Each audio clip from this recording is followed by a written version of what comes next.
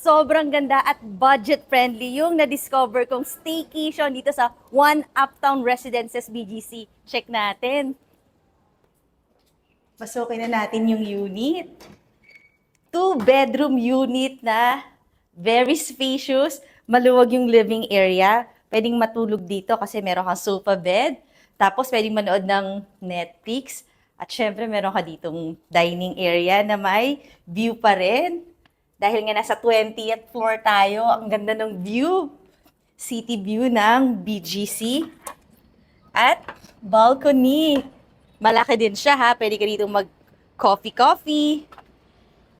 At katapat natin ang Grand Hyatt. Iyan nga daw yung pinaka mataas na building ngayon sa Philippines.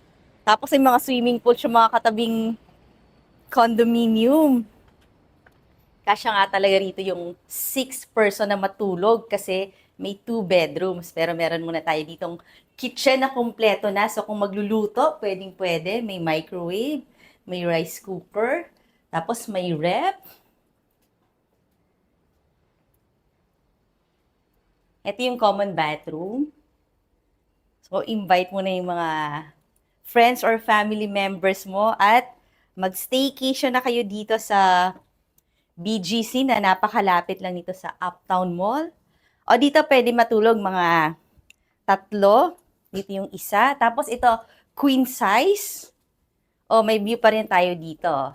Meron siyang 180-degree view ng buong BGC. Corner unit pa ito. Ito naman ang iyong another room.